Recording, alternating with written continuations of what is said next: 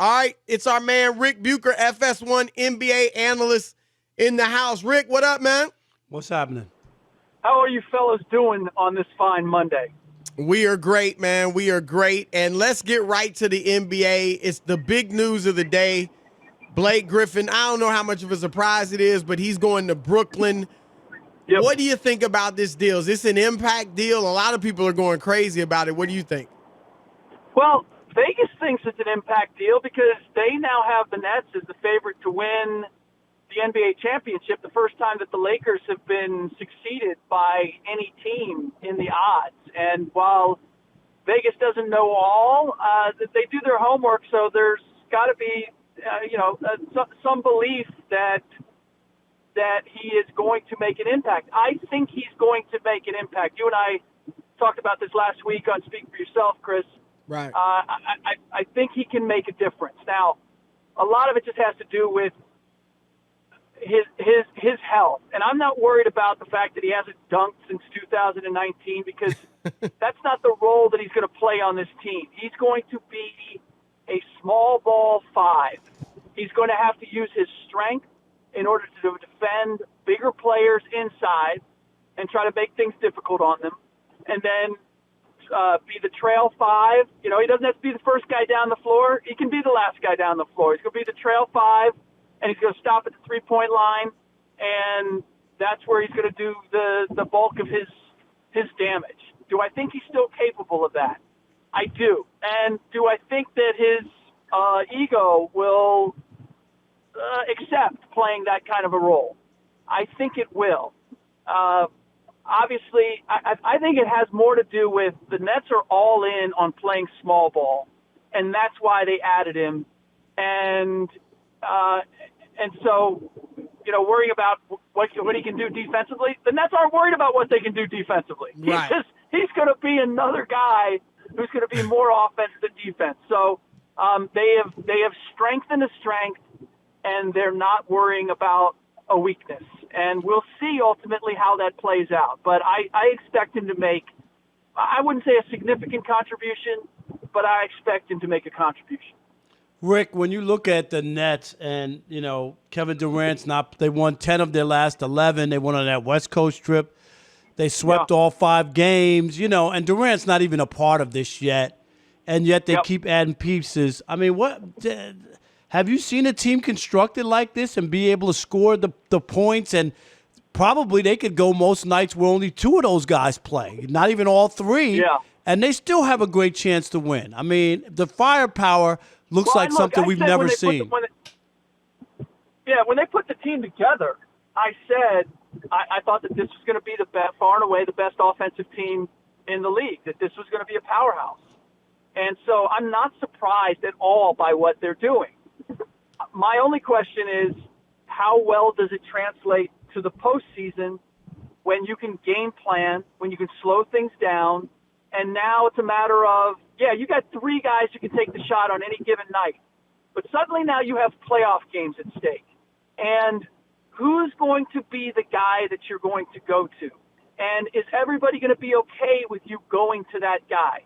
And at the other end of the floor, how are you going to protect teams from going at Kyrie Irving or even James Harden, or Joe Harris, exploiting the matchups? And so that's where I don't know whether their game will translate. Did I expect them to be, a tough team to beat during the regular season because of that offense?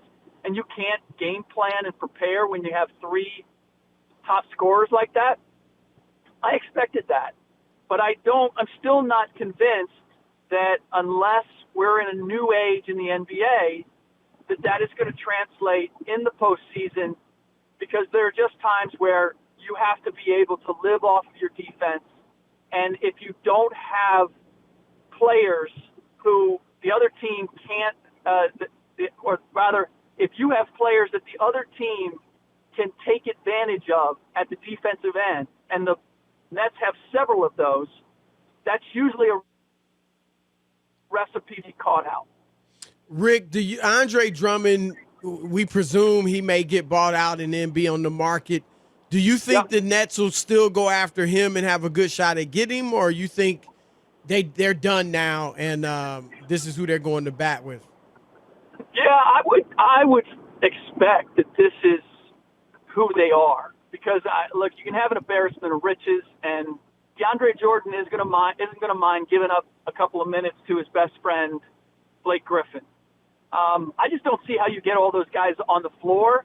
And to be honest with you, I feel as if the Nets have really decided we're going to be the best small ball team in the league, and that's how we're going to play.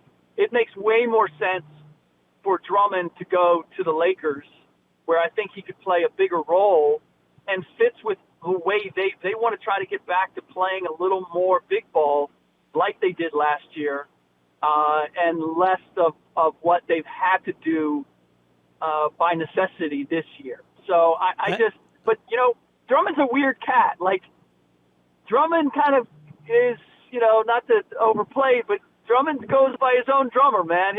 I don't, what you would normally think is going to be the attraction for a guy, sometimes Andre goes a different direction. Right. And let's be honest. I mean, if you looked at it and said you had a chance to go play there in Brooklyn and win a championship and then go somewhere and sign a contract and go play, you know what I mean? Like, I could see where that would be attractive. And can we say this officially that the Lakers made a mistake with JaVale McGee and Dwight Howard letting both of those guys go?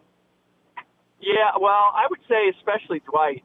JaVale drove LeBron a little nutty from what I've heard because JaVale kind of does his thing. But Dwight Howard was he might have been the most efficient player in the league last year in terms of minutes and production.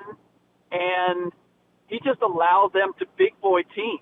And they're clearly missing. Like, if it comes down to a small ball battle between the Lakers and the Nets, if that's what this is, I like the Nets' chance of beating the Lakers in a small ball contest. How are you concerned at all about Anthony Davis? I'm always concerned about Anthony Davis. It's not because of this. This is what I've always felt from the very beginning. It goes to last year too. Like, can he stay healthy? How healthy is he going to be? Can he play through injuries? Can he be effective when he's playing compromised physically? That's always been a concern for me. So this doesn't really change. I have to feel that they are being super cautious for the same reason. So him missing all this time is not a reflection that this is any more serious than anything else that AD has dealt with. It's just more of the same. The one other element I think here is the specter of Kevin Durant, and that calf issues and Achilles issues, after the Warriors thinking he was fine and it's this or that, and then he blows it and he's gone. Like, that has to be in the back of the Lakers' mind. Like, we do not want to be the next Kevin Durant story with AD. So let's err on the side of caution at least as long as we can. Wow. All right, last thing, Rick. Phoenix Suns, second seed in the West. I look, they're having a great year. Credit to Chris Paul and those guys.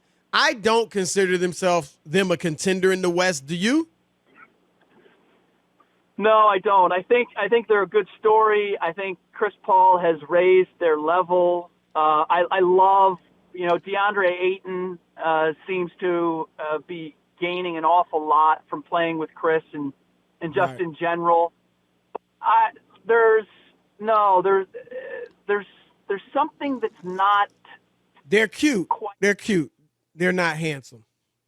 That's our man, Ric Bucher. We appreciate it, brother. Thank you so for much. the knowledge. Yes.